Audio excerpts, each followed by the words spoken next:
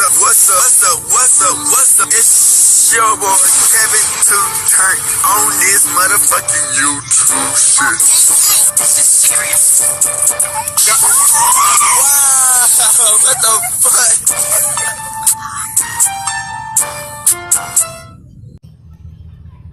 fuck? What's up?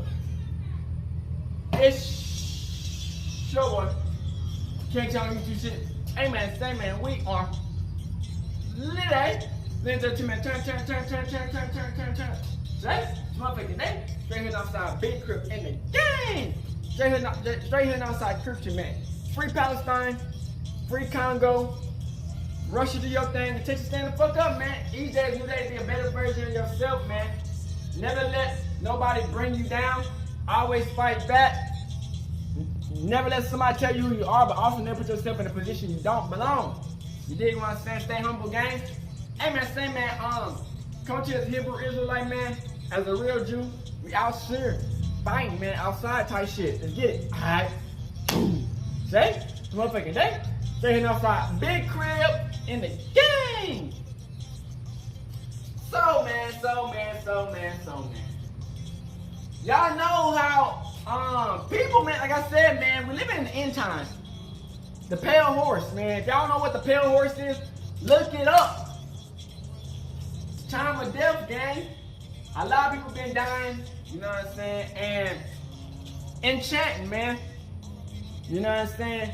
More info is coming out about Enchantin, man. You know what I'm saying? Texas rapper, gang. You know what I'm saying? And it was a surprise to hear that she passed away, gang, after leaving the Gucci Man 1017 record label. What the fuck did I tell y'all niggas, gang? Sometimes when you get to these record labels, man, they get you addicted to these damn drugs, gang. And they know that you ain't really never done drugs, but I can't say it's their fault 100% because sometimes it be the rapper's fault. They know they ain't used to doing drugs like that, at least hardcore drugs, and then they get addicted to them. You dig what I'm saying? And it's like, okay, then when you get your source of supply, you dig what I'm saying? And these people are like your main source of supplies, and then after you leave them niggas, they ain't gonna provide you with that shit no more. You know what I'm saying? So they get you addicted to the situation, and then they kick you from, then you leave the label. And then when you leave the label, you on your own. You gotta get your own pills. You gotta get your own situation. So when you hardcore addicted to like pills or whatever, and you can't do that shit, unfortunately you can pass away from not taking the drugs no more. If you so damn addicted to these damn drugs and you stop taking them, you could die from that shit. Cause your body is relapsing from not having that addiction, that narcotic that helps you boost your, you know what I'm saying? And if you don't take it, you can die. So that's why I be trying to say, man, they put you in this situation, they get you addicted to drugs, and then they toss you away. And then by the time they toss you away, they done used everything out of you, and you're done, you're cooked. You dig what I'm saying? So it's like, I feel like that's what happened to Enchantin, man. You know that they got what they can use out of her. They probably piped her out, got addicted to the damn, whatever, got the few music out of her, got the money out of her, and you know, they tossed her to the side. And then, you know, it was up to the damn ex-boyfriend / promoter and the family to try to help her out after what been happening. You know what I'm saying? And so yeah, so you get into a type of position, man, where it's up to the people to pick you up. And then, you don't even know if your family has the best interest in you winning. You know what I'm saying?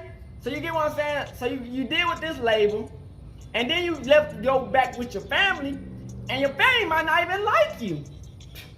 You dig what I'm saying? So it's like, you know, you stuck in a position where all you gotta do is, all the person who care about you is yourself. You know what I'm saying? So I think that she was in that type of position, man. So we got the information about her and her lifestyle, a little bit of that situation.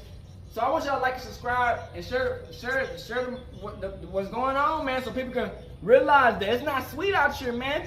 Can't trust nobody. I don't care if it's your family, your friends, no matter. So let's get into it.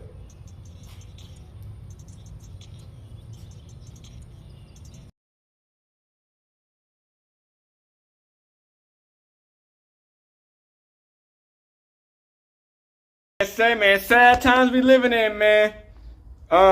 We back to Enchantin', man. Something was deeper than just. I knew it was something deeper than just having OD.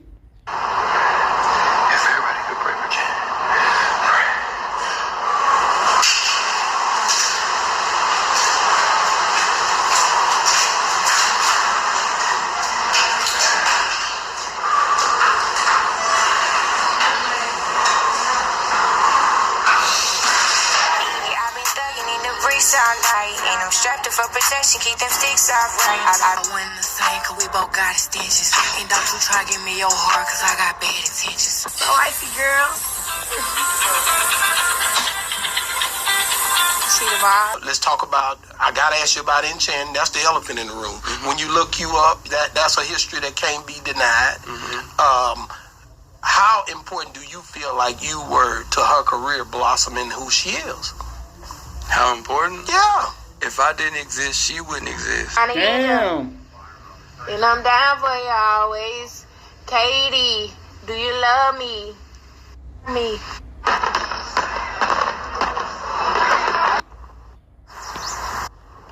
Have a good day. Damn. Shannon, how long was you asleep? I thought you just said you were asleep. I was. What you dreaming about? I just woke up. What you dreaming about? Nothing. Shannon, how long was you asleep? It's okay to report on something and not know everything to the story. In no way, shape, or form is it cool to try to be first to speak on how somebody lose their life or lost their life rather before they family do. What we doing? Fam, going on in the last 24 hours? That's all that's been going on social media. In regards to a young woman in her mid-20s recently being pulled off life support. Now, that news in itself was just released within the last 3 hours of me doing this video. But you have reports going as late as 12 hours ago on how people think she lost her life. And rather that was the truth or not, it gotta be protocols on how we going about things, man. But of course, fam, you know we gonna speak on what's public. Shine light on this case, speak on who this young woman is, speak on what's public about her losing her life and some of her biggest accomplishments in life. And most of all, pay our respects to the victim and her family. So before we go over this one, remember, I don't give you no angle, I just give you the story. So with that being said, make sure you like, comment, and subscribe. We'll jump right to it. Find me, Shining Larry, 26 years old, also go by her rap stage name, Enchantin'. My stage name for my coworker. I was working at IHOP. It was like an older lady. This is my homegirl, Laura. So girl, if you see this, you the one. But my real name is Channing, and at first I came up with like my other artist name. It was so ugly. We're not even gonna speak on it. So my coworker, she was like, your name should be Enchanting. Like, I feel like that fits you. And it's close to your real name. And I was like, And then boom, I just ran with that. FYI, I don't know why her eyes was like that. There wasn't no editing on my part. That's how the eyes was on the video. I don't know if that's a thing for the platform, but I just wanted to throw that out there. Now, Enchantin' is from Fort Worth, Texas. And at times, you might see her throwing up this hand symbol and rapping the beat. That stands for 6 Block, her neighborhood. A neighborhood located on a 2200 block of Stall Cut Road, which is also the neighborhood Fort Worth, Texas rappers CJ Casino and Bugatti Casino grew up as well. It's also the location where Enchantin' dropped one of her first videos 5 years ago with Bugatti Casino in a track titled Bricks. I've been thugging in the bricks all night, and I'm strapped up for protection, keep them sticks off right. From the start, Enchantin' was gaining the buzz, but it seemed it was someone that was in that music video that only had a cameo that claimed to have a huge part in Enchantin's career. His name is Johnny Damn D, and apparently he a rapper himself, dropping a track just last month in a track titled Back to the Whoa. Hey, I smoke a pea of dope every week. I be hot in the bitch. I'm like, hey. Now, the reason he important to this video, because prior to my research on this, I knew nothing about him. So the man who put out the information to the world that Enchantin' was on life support yesterday, while he allegedly in the hospital, while he went to social media, damn, your guess is good as mine. That man is Johnny Damn D. If everybody could pray for Ken.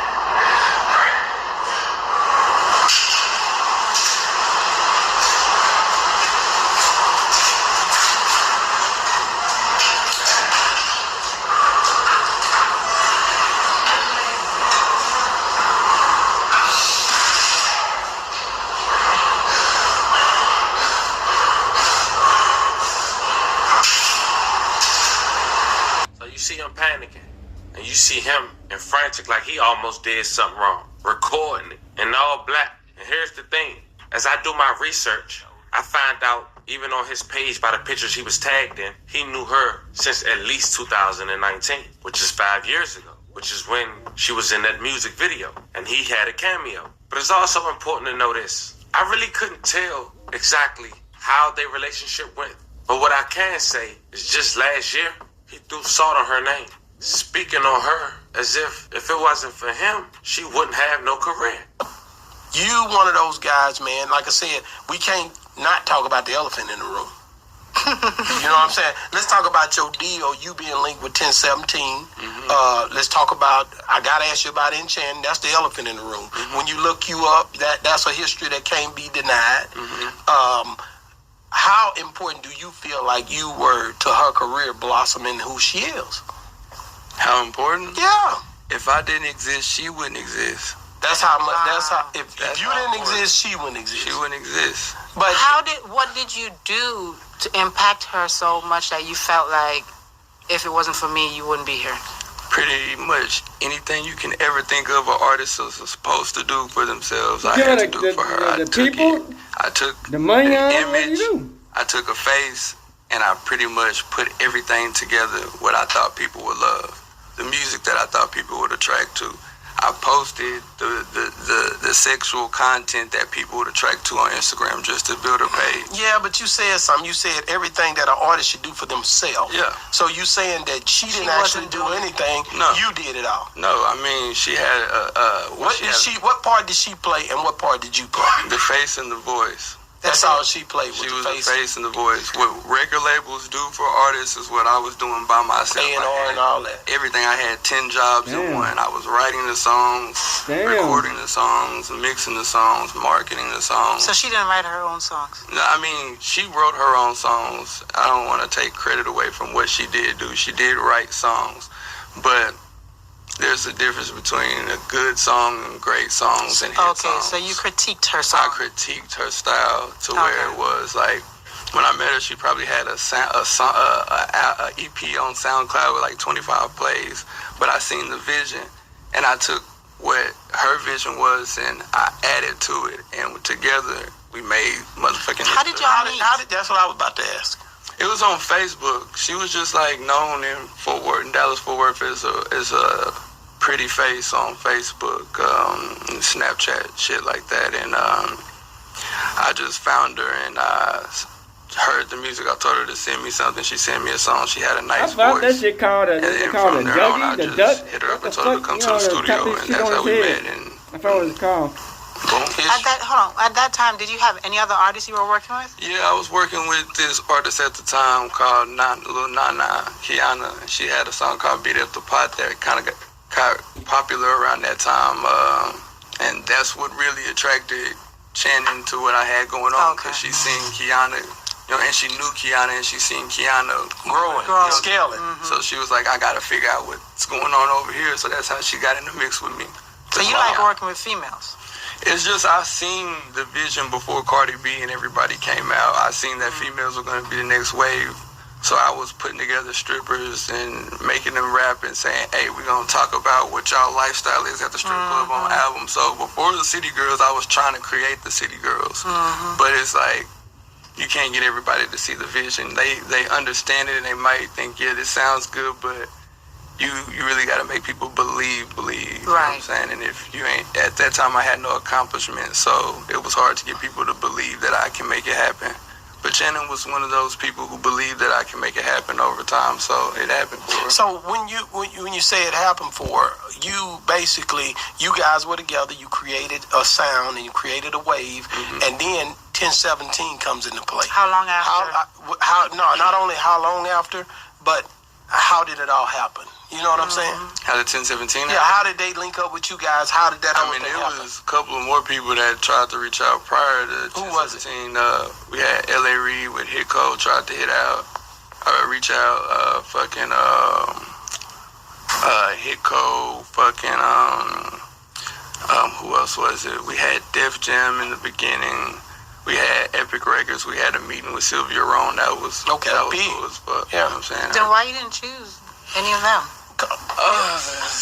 Crazy situation that happened, and I guess it was a conflict of interest. So, can you tell what crazy situation?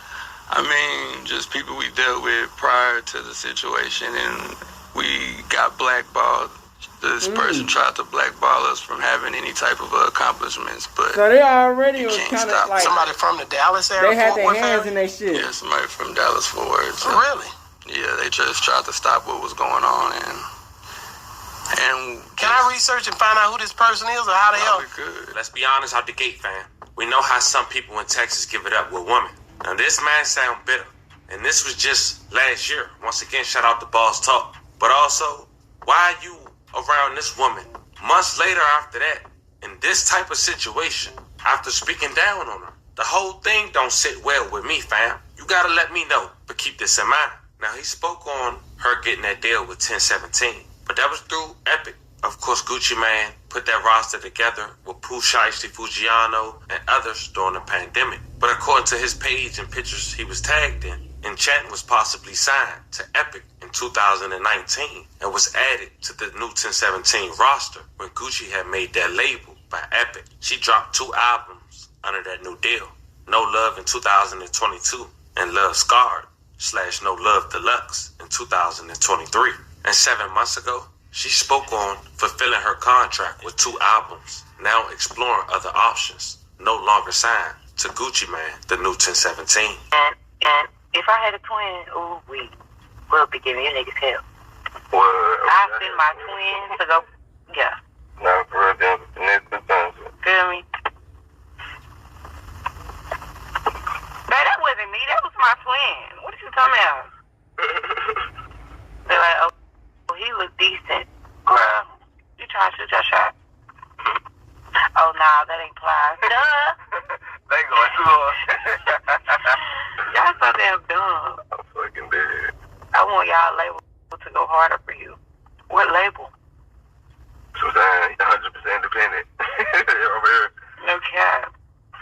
So, years contract killers, though. You know? No cap. In and out. In and out, gang. Man. This show, what I'm finna do. 2 project in and out. Man. It's a long ass contract. No bullshit. It be like, in the small print, it be like, we can renew up to 4 times. Yep. What? Facts, on God. 4 times? Hell no. No, sir. Not me. Niggas don't be know how to get up out their deals. That's why niggas be crying to these labels and be, yeah. All you got to do, baby, send that contract to a lawyer. She gonna find something wrong with it. Cause that's exactly what I did. Terminate that motherfucker. Terminate that motherfucker. They fucked up. Baby, when you sign me, you better make sure you ain't nothing wrong with that paperwork, cause I will get up at your deal. Now, as we continue this video, it's important to know this. During her time with the new 1017, she developed a real tight relationship with another label mate from Memphis, Big Scar. She alleged that was his best friend as well, knowing Big Scar also lost his life last year on a story we reported on, which I'll leave the link in the bio, due to an overdose. And we want to say rest in peace to Big Scar, and it's crazy how you can be here today and gone tomorrow. And the guy that was in that video of her explaining her label deal that we just watched, his name was CJ Casino. And he also went to Facebook within the last 3 hours to confirm that Enchantin family had pulled the plug. He wrote, "They pulled the plug, bro. This so effed up. I just knew you was finna pull through. Love Enchantin, which is her Instagram. You gonna forever be Stop 6 Princess and Casino First Lady. They don't know all hours you spent at Casino Studio, sleeping there, making music, putting that shit together, and you went way further than us. I always told you how proud I was of you. You brought 1017 Gucci, which is Gucci Mane, to the hood, and I was the first person you called. I'll never forget. You kept it solid through your whole career. It was nothing I couldn't call you for. You effed the game up with this one. Broken heart emojis. Long live Big Chant." As of now, it's still unclear exactly how Enchantin lost her life. None of that is important. Sending love and prayers. I don't even say how she even, like, what type of drug overdose was it? It's the best we can do at this moment. Trust and believe. We do smell something. A little fishy, it's but it's more developed and it turned public. And it's confirmed. I mean, you know I'm going to keep you guys up. This was the story of basically a Texas female rapper who lost her life suddenly after linking up with her supposedly ex-manager? Let me know in the comments how you feel about this one. Don't forget to like and subscribe. Once again, rest in peace to Enchantin. Love and condolences to her family. Fam, I'll catch you guys. Hood educated. I don't know if I'm gonna watch the whole video because it's long as hell, but you dig.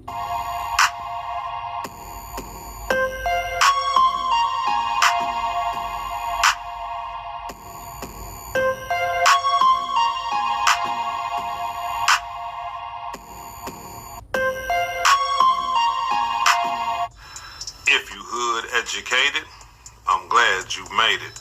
Allow me to unfold my knowledge, wisdom, and understanding from a hood brother's point of view to all of you, here, there, and everywhere. Now check me out.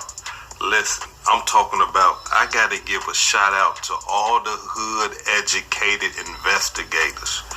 Yeah, hood educated got a research team. I'm talking about to all the hood educated residents that are working when I am asleep. I gotta give a shout out to y'all. A shout out to all the new members on the 2 Raw for YouTube. The members over here on the YouTube. This the video of the boyfriend, the nigga, the manager.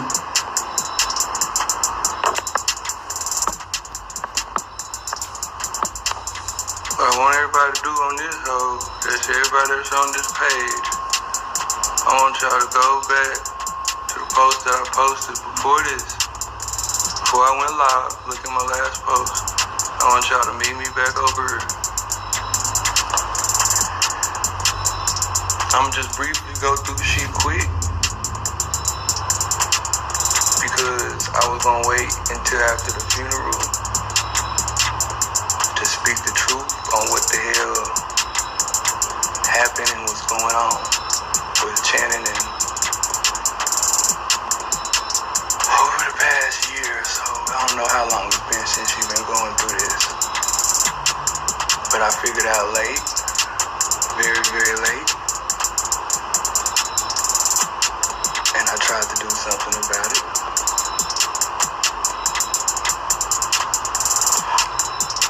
So I want y'all to go read the messages first. First I want to show y'all in the message what's being explained to me is to give her the pills. Now the message y'all are saying, y'all keep saying I said I gave her the pills. Now, I don't know where y'all see that I'm saying that at. I keep telling y'all, the family told me to give her the pills. The family told me to give her the pills. Look at the message. If you see the message, I say, it's a bag of that shit left. It's a bag of it left. She hasn't taken pills since Saturday when this is when she was coherent and doing what she wanted to do. She already took that shit Saturday on her own. Oh, she died from Sunday, pills. she didn't take shit. When you see the message and they told me what once I tell you about popping pills, man, you can't pop 3 or 4 of them pills, nigga. You would die. Cause you got fentanyl in a lot. You got fentanyl. You gotta like take a piece of them bitches. I didn't give it to her. Now my whole problem with the mother is this that I didn't like. When she died, I called the 911 first. Boom. After I got off the phone with the paramedics and they got to my apartment, because I don't know where y'all think this happened at, but she's been at my house for the last 7 days. When the paramedics got here and they started working on her, I called her mother immediately. That's what you see. Because I told her, hey, I couldn't even explain to her right, because I kept breathing like I ain't never experienced that shit before. So when I'm breathing like that, I'm trying to a whole bag of slow down and pills. explain what the fuck is going on. Like, I'm trying to tell, she was calm. And then it was even making me more dramatic, because I'm like, why are you so calm right now? I'm losing my mind. Her mom calmed me down.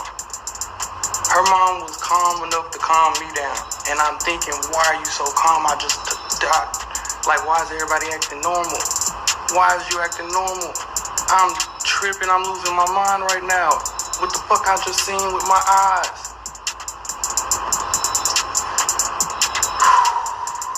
So, they wouldn't let me ride in an ambulance with them because I told the mom I dropped my location. If you see at 2:32 something, drop my location, said, whoop, whoop, we're going to this hospital. I drove up to the goddamn hospital. They wouldn't let me inside the waiting room where you see where I did that video that was in the lobby.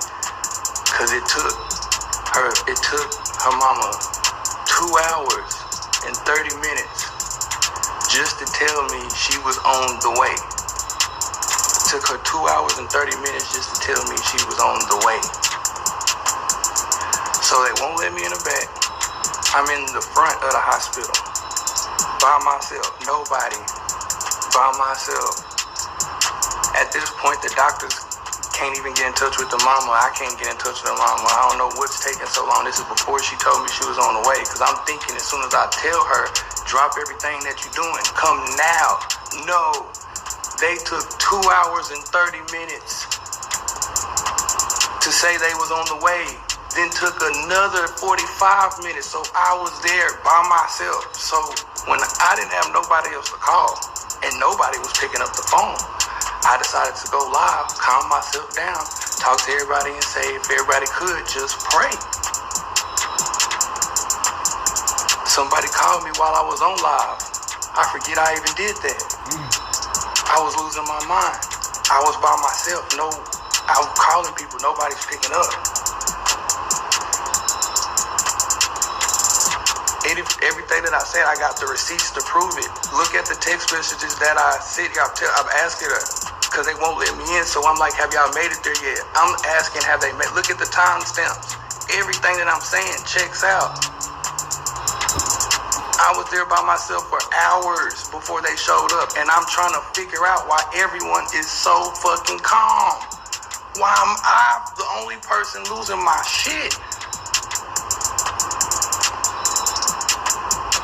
Everybody's trying to calm me down. Oh, shit. If you look at the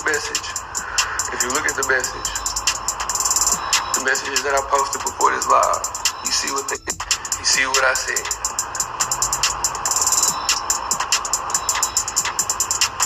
I still got the motherfuckers that they brought here. Everybody that knows me know I don't fuck around like that, so.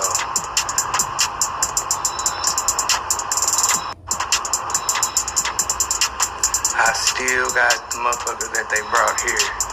Everybody that knows me know I don't fuck around like that, so. I'm gonna leave y'all with that. Just because I feel some type of way about what the fuck. Like, come on, bro. I just tried to keep that shit cool and not just wait, let everybody mourn, and just, because I know what the fuck's going on. I know the facts. So it's like, motherfuckers should feel a fucking shame. Shame. This has been going on with her for, it gotta be over a year and a half. It's been like this. By the time she came to me, she was already deteriorated. She just signed a fucking 1-album deal. She wanted me to help her with her album. She wanted me to help her get clean. All that. That was the whole plan. That's why she was with me. That's why she was with me all the time. Because we were working on that. So I just want to leave y'all with that.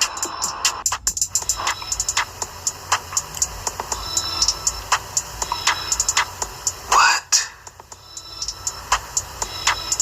Is y'all hearing what I just heard? Did this man just say on live television that the mama told him to give Enchantin the pills? That's insane. What's going on here? Wait a minute. Jealousy and envious, man. The mama is in on this? The mama know that her daughter is sick and is a drug abuser and she is encouraging somebody to provide pills or provide this narcotic to her daughter? Man, but I mean, when you in the hood, man, anything goes, you know what I'm saying? It's how, this is ridiculous. The mom probably taking them pictures. I'm talking about, man, this right here is like mind-blowing. We finna end it right here, though. Shout out to Rap Realm, man. I've been trying to go live for so long before they want that shit. That was rapper Enchantin, hinting at something troubling during an Instagram live, but her cry for help went unheard. Just a short while later, on June 11th, the hip-hop world was rocked by the shocking news of her death. Known for her captivating voice and hit tracks, Enchantin was a rising star whose journey was marked by both promise and struggle. The rapper was deeply one thing I did not know involved she in was from street life. Texas, man. That's Even wild. admitted to having a gun pulled on her. Yeah, they put it to my head.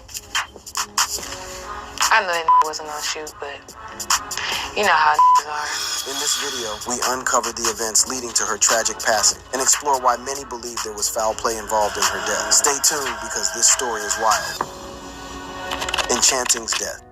On June 11th, the hip-hop community was deeply shaken by the tragic news of Enchantin's death. The talented 26-year-old rapper, born Channing Nicole Larry, was found unresponsive at home and was quickly rushed to the hospital. Despite intensive medical efforts, Enchantin's condition did not improve, and she was placed on life support. Sadly, she passed away a few days later, surrounded by her loved ones. Enchantin's journey in the music industry had been marked by both promise and struggle. Known for her captivating voice and hit tracks like Track and Field and No Love, she had steadily built a dedicated fan base. Her signing with 1017 Records under the mentorship of Gucci Mane was a significant milestone in her career, propelling her further into the spotlight. However, behind the scenes, Enchantin was grappling with personal demons. The events leading up to Enchantin's death tell a sad story of a talented artist struggling with substance abuse. Just days before her tragic end, Enchantin had left her home to stay with one of her managers in a desperate attempt to get clean. On that fateful day, close friends and associates noticed that something was wrong. Enchantin seemed off, showing signs of distress and erratic behavior. Despite their concern and efforts to help, it was later revealed that she had been struggling with a dangerous mix of prescription medications and illicit substances, leading to her overdose. The reaction from the hip-hop community was immediate and overwhelming. Gucci Mane, the head of her label 1017 Records, took like to Instagram to express his sorrow and disbelief. He posted a series of heartfelt messages and photos reminiscing about her talent and the void her death left behind. So sad to have to say R.I.P. to such a great young lady, a true star. We're all going to miss you, Chan, he wrote, capturing the collective grief felt by many. Fellow artists and fans also poured out their condolences on social media,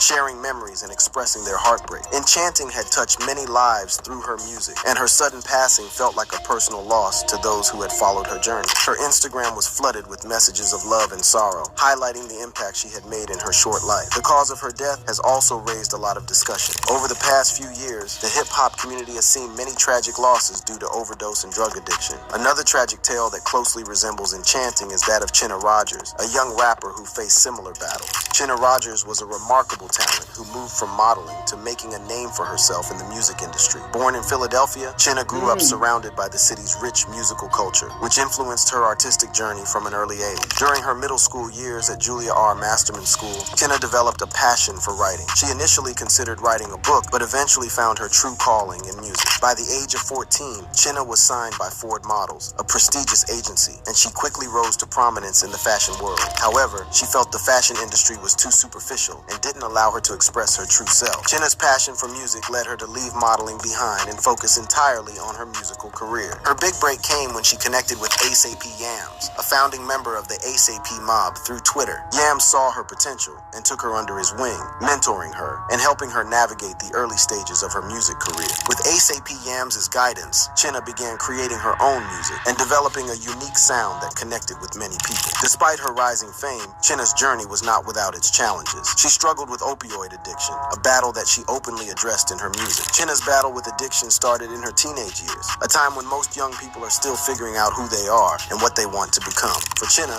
the pressures of the music industry and personal challenges created a perfect storm that led her down a dark path. Tragically, ASAP Yams also struggled with addiction and passed away in 2015 from an accidental drug drug overdose. His death was a devastating blow to Shinna, who had looked up to him not only as a mentor, but also as a friend and confidant. Losing Yams forced her to confront her own demons and find a way to move forward without his guidance. After Yam's death, Shinna's music became even more personal and emotional. The 2016 mixtape, was a deeply personal project celebrating her 90 days of sobriety. Unfortunately, despite her efforts to stay clean, Shinna's addiction eventually claimed her life. On April 8, 2020, she was found unresponsive in her Philadelphia home. The cause of death was later ruled as an accidental drug overdose. She was just 25 years old, marking another tragic loss in the hip-hop community. Sadly, there are many more stories like these. Rapper Lexi Alashai faced a similar fate. Born Alexis Alashai Lynch, Lexi displayed a natural talent for music from a young age. Drawn to storytelling through rap, she was inspired by legends like Tupac Shakur, Nas, and J. Cole to pursue a music career. Lexi started writing lyrics and recording tracks in her bedroom during her teenage years. By 16, she released her first mixtape, Super Sweet 16, showcasing her lyrical skills and unique voice. A major breakthrough came in 2015 when she collaborated with Kalani on the Grammy-nominated album You Should Be Here. I guess it's just showing that, as her career you know, a lot of shit happened to a lot of people, man. Like Joseph's Coat and Fearless, each showing her growth as an artist. Known for her honest and emotionally deep music, she quickly connected with listeners on a personal level. By 18, Lexi had thousands of Instagram followers and SoundCloud streams, performing in clubs around the Twin Cities and becoming a local sensation. Her performance at the Super Bowl Live Festival in January 2018 further solidified her status as a rising star.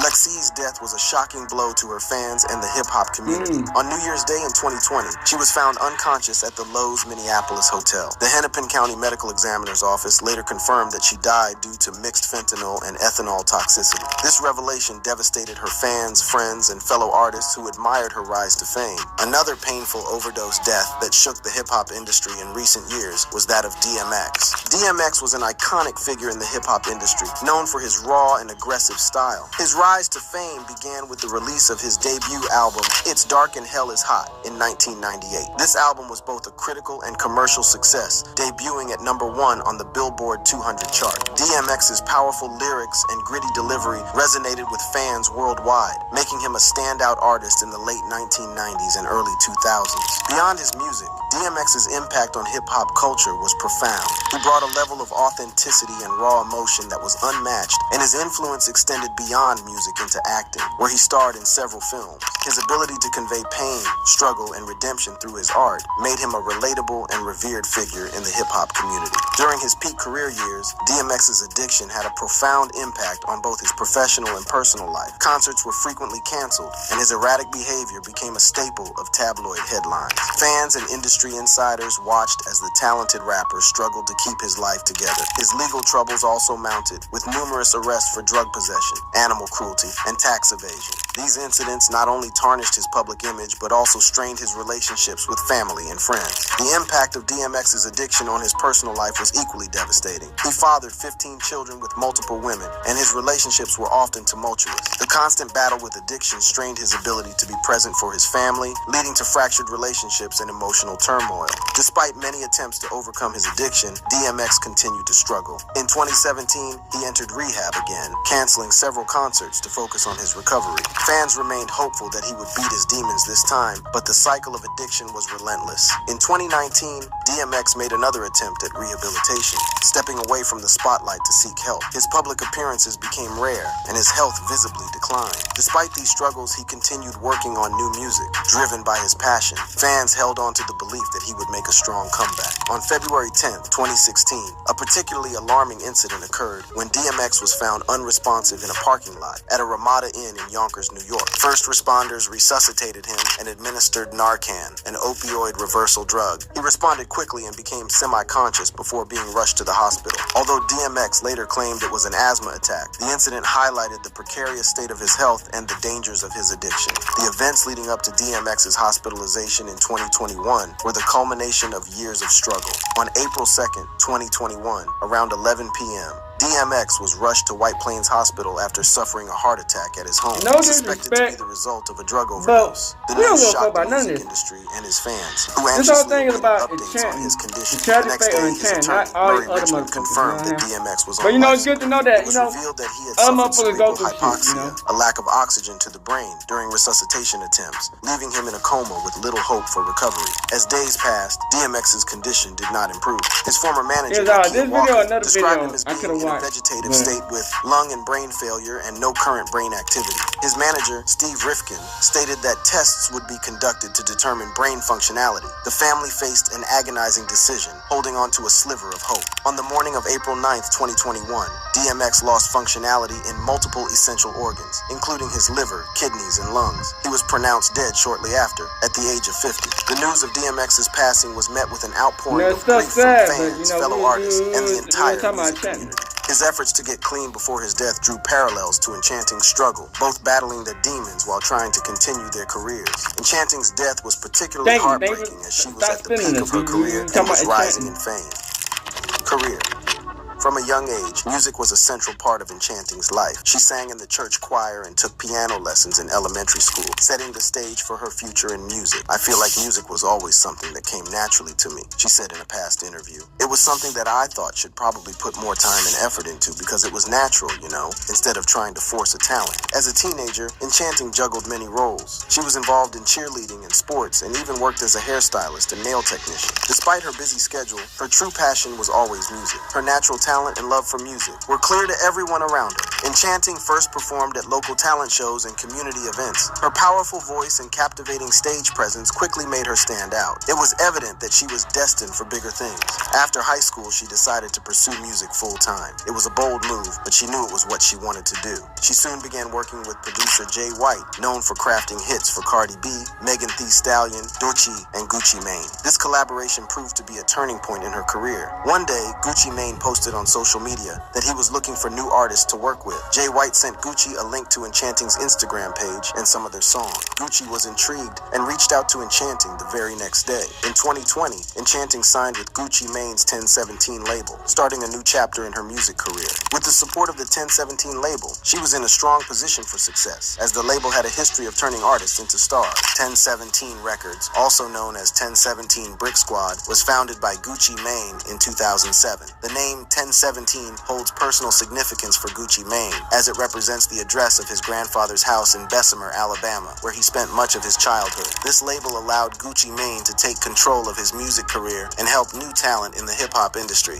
1017 Records quickly made its mark in the rap scene by signing big names like Young Thug, Waka Flocka Flame, and Chief Keef. The label played a crucial role in popularizing trap music, a subgenre of hip-hop that Gucci Mane himself helped pioneer. Over the years, 1017 Records has been behind many successful projects, launching the careers of several high-profile artists and maintaining a strong presence in the industry. With 1017 Records backing, many artists, including Enchanting, found themselves well-positioned to succeed. However, the label has seen its share of controversies and hardships. Between 2013 and 2016, 1017 Records faced internal strife and public feuds. On March 15, 2013, Gucci Mane tweeted that he had dropped Waka Flocka Flame from 1017 Brick Squad. Although his management later claimed his Twitter account had been hacked, Waka Flocka Flame confirmed the feud and stated they would never make music or do business together again. This period was marked by a series of controversies and challenges for the label and its artists. But that's not all the controversy surrounding the label. Some believe there's a curse associated with 1017 Records, given the unfortunate situations many of its artists have faced. For instance, on December 16, 2011, 1017 Records artist Slim Duncan was tragically shot and killed while preparing for a music video at an Atlanta recording studio. Young Vito, the man accused of his murder, was acquitted of the murder charge, but received a 25-year sentence for aggravated assault and possession of a firearm.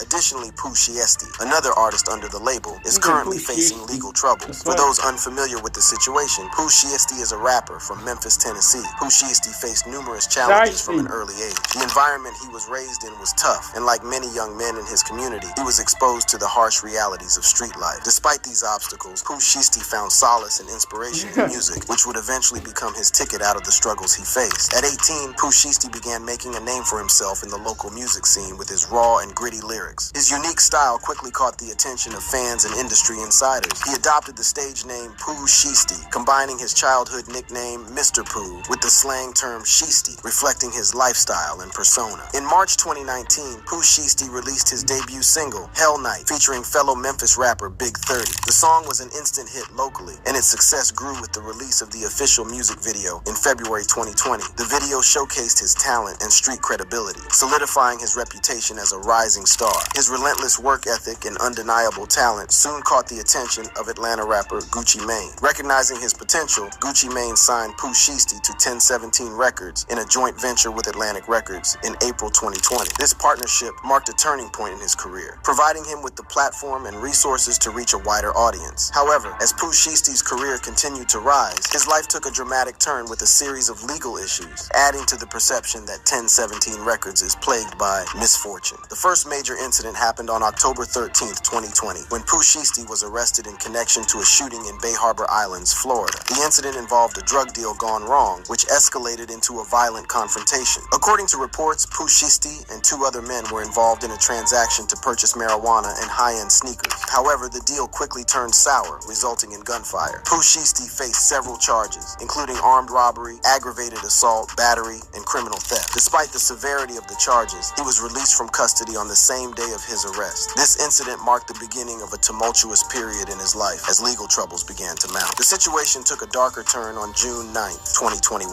when Pooh Shiesty was arrested again, this time in connection to a shooting at the King of Diamonds strip club in Northwest Miami-Dade. During a Memorial Day weekend celebration, an altercation broke out, and Pooh Shiesty allegedly fired a gun, hitting a security guard in the leg. The victim later recanted his statement, claiming he was under the influence and didn't remember who shot him. Despite this, Pooh Shiesty was held without bond and remained in jail. The seriousness of the charges and the incident's circumstances led to widespread media coverage and speculation about his future. On June 29th, 2021, Pooh Shiesty was indicted over the Bay Harbor Islands robbery. The indictment alleged that Pooh Shiesty and his associates used firearms to commit a robbery. The evidence included surveillance footage and social media posts allegedly linking him to the crime. On July 8th, 2021, a federal judge ordered him to be held without bond pending trial, citing the potential danger he posed to the community and the risk of flight. As the legal proceedings continued, Pooh Shiesty had to face the harsh reality of his situation. On January 4th, 2022, he pleaded guilty to federal conspiracy charges in a strategic move to avoid a potentially longer sentence if convicted at trial. Then, on April 20th, 2022, he was sentenced to 5 years and 3 months in prison, marking a significant setback in his career. But Pooh Shiesty isn't the only 1017 Records artist facing legal trouble. Young Thug, who was also associated with the label in the past, is currently embroiled in a high-profile RICO trial. Young Thug, whose real name is Jeffrey Williams, was indicted in May 2022, along with 27 others, on charges of violating Georgia's RICO Act. Prosecutors allege that Young Thug co-founded the Young Slime Life YSL gang in 2012, which is tied to numerous criminal activities, including murder, assault, and drug trafficking. The indictment against Young Thug includes a staggering 191 acts that prosecutors claim were committed to further the gang's interests. These acts range from violent crimes to social media posts that allegedly promote gang activities. The trial has drawn significant media attention, with the rapper being denied bond multiple times due to concerns over witness intimidation and the potential danger he poses to the community. With all these controversies and legal issues surrounding 1017 Records artists, many fans and observers are now connecting Enchanting's tragic death to what they believe is a curse on the label. However, some speculate that Enchanting's death had more to do with her background and the environment she grew up in, rather than any supposed curse. Enchanting's background. Enchantin was born in Germany into a life of constant movement and adaptation due to her father's military career. As an army brat, her early years were filled with the disciplined yet unpredictable nature of military life. Her father was stationed in Germany, which is why Enchantin was born there. The family lived in Germany until she was about 2 or 3 years old, experiencing the structured routines and close-knit community typical of military families. However, this stability was short-lived. The family soon relocated to Atlanta, Georgia, driven by her mother's desire to be closer to her own family. Navigating the challenges of new motherhood, Enchanting's mother sought the comfort and support of her relatives, which led them to settle near Enchanting's grandmother and aunts in Atlanta. Street life in Atlanta can be harsh, with significant issues such as poverty, crime, and gang activity affecting many neighborhoods, likely influencing Enchanting from an early age. At 12, Enchanting's life changed again when the family moved to Texas due to her father's new job. They first settled in Houston, a bustling city very different from Atlanta. This move brought new challenges and opportunities for Enchanting. The urban environment of Houston was a big change from from the close-knit community she had known. But the family's journey in Texas wasn't over. Her father's career led to another move, this time to Fort Worth. This move marked a significant change in Enchanting's life as her parents' marriage began to fall apart, eventually leading to their divorce. The separation brought a new set of challenges for Enchanting as she had to adapt to yet another new environment while dealing with the emotional turmoil of her parents' split. The household was peaceful, and Enchanting got along well with her new stepmom. They managed to coexist without any major issues, and life went on smoothly. Then, one day, while still in high school, Enchanting decided to take her parents' extra car for a quick trip to the mall. But this seemingly innocent act set off a chain reaction of drama. Someone,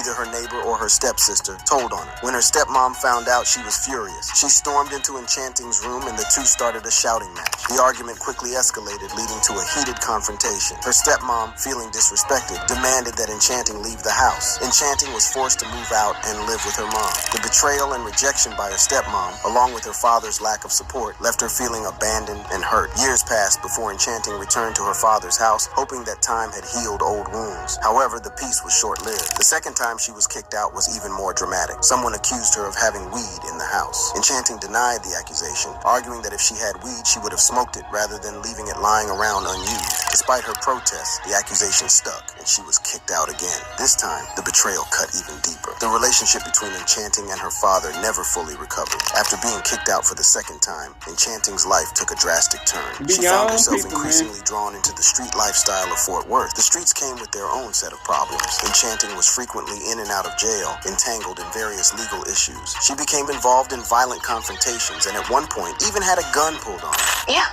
they put it to my head. I know that wasn't gonna shoot, but you know how are. At some point, Enchanting got tired of the street lifestyle and being in and out of jail. Her breaking point came when she began to notice that people in jail recognized her because of how often she was there. I went to jail and they knew me. Like, they were just talking to me like on first name basis, like downstairs where they book you in and and they was like, oh, you back? And I was like, Enchanting's early exposure to drugs and violence sadly contributed to her death. Growing up in tough environments where substance abuse and conflict were common, she was influenced by these negative aspects. She's not the only rapper who suffered from this situation. Take DMX, for example. DMX faced significant hardships from a young age. His parents, Arnett Simmons and Joe Barker, were teenagers when he was born. Joe eventually left to pursue a career in painting, leaving Arnett to raise Earl and his siblings alone. The absence of his father and the overwhelming responsibility on his mother led to frequent physical violence as a means of discipline. Earl's childhood was filled with beatings, leaving him with lasting physical and emotional scars. Earl also struggled with bronchial asthma, causing frequent severe asthma attacks that added to the difficulties of his violent home environment. Raised as a Jehovah's Witness, he found little comfort in religion, and a traumatic accident further distanced him from his faith. At 5, his mother sent him to live with relatives in Yonkers, hoping for a more stable environment, but this only deepened his sense of abandonment and isolation. At 10, Earl's erratic behavior led to his expulsion from middle school, and he was sent to a group home where he faced neglect and mistreatment. Returning to Yonkers at 15, he found no stable home and began sleeping in storage bins, befriending stray dogs for companionship. Struggling with poor grades and being unable to join the school track team, Earl turned to petty crime to survive, starting with robbing fellow students and escalating to carjacking. These early experiences with crime and constant instability foreshadowed the legal troubles that would follow him throughout his life. Like Enchanting, DMX's exposure to violence and hardship from a young age profoundly impacted his life and career. Their stories highlight the significant effects that early exposure to such harsh realities can have on individuals. Enchanting's death is a tragic reminder of the struggles that many people face behind closed doors. Her journey, though cut short, was marked by incredible talent, hard work, and a genuine connection with her fans. Thank you for watching. If you enjoyed... Alright, back. So it's some information that digs deeper into this situation, man. And we just gonna leave that for next video. But on this topic, you know what I'm saying? The manager, you can kind of tell he was salty. You know what I'm saying? Like, I listen to everybody saying, man, and that's why I be saying that sometimes, man, the situations don't be authentic. You know what I'm saying? Because, you know, it's different when you got control over all your music. You control your whole situation. You running everything. And then it's the point of when you just use your face and your body, and you just just like a piece of meat. You know what I'm saying? Just a piece of meat. And they control everything you do. You know what I'm saying? You don't never want to be in a position where you don't have control over your own shit you do. If you let somebody control your whole career, man, you'll be there to do anything. You know what I'm saying? You let somebody control your whole career, man, and you have no say-so in your career, and you just go along for the ride, bruh. Anything can happen.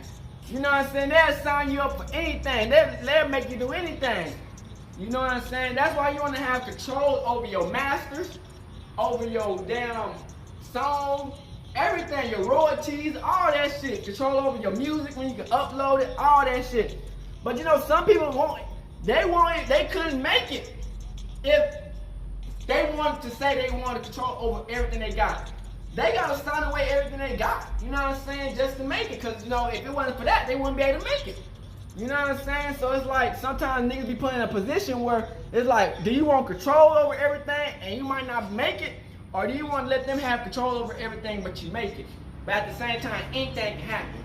At least when you have control over your shit, it'd be less situation of I might get taken out because if I get taken out, they make more money off of me. You dig what I'm saying? But like I said, man, you gotta be careful about the people who's around you. 3, you know what I'm saying? Cause you know, some people be like, man, I wanna do all this shit for my family. I wanna do all this shit for my kids. I wanna do all this shit for this and whoop the whoop this and whoop the whoop that. And when I'm gone, I'm gonna pass my kids all this. Y'all don't understand, nigga. You never know who be waiting for your ass to get gone just so they can get that shit early.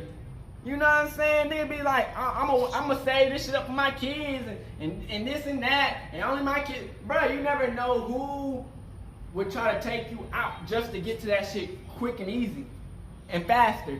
You know what I'm saying? That's why I don't like to have wheels. I don't like to have wheels. I don't like to have life insurance. I don't like to have any of that shit, man. You know what I'm saying? Because you be like a walking lick. You know what I'm saying? And it's like you did Enchantin, they family man sad because they're saying that her boyfriend gave her the whoops, and then the mama told him to give it to her. You know what I'm saying? It's like, damn, bro. You know, you get put in such a situation, man. It's like I said, I can't blame 100% that the mama was like, okay, you gonna give her the drug because you know when you in the hood, man. Everybody do some shit. You know what I'm saying? Everybody on some shit. You know what I'm saying? The mama probably took the pills 3. You never fucking know. You know what I'm saying? So her told him to give it to her, but you never know. If everybody was calm as fuck, and when it happened, man, you never know what envious and jealousy would create, man. You know what I'm saying? Usually these people love you to death. They'll fight for the end. So when you living, man, and you know you in a situation, this is all I want to say. Make sure you have control over your life and your habits.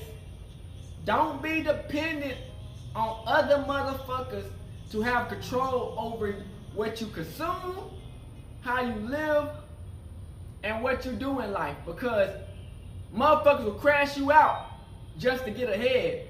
You dig what I'm saying? Just to get their point across. You know what I'm saying? So, cause they see that you made it. But then you come back to them. Jealousy, man, it can really make some of the nicest people go crazy, man. So at the end of the day, man, stay prayed about you, man. Hood and outside, crip.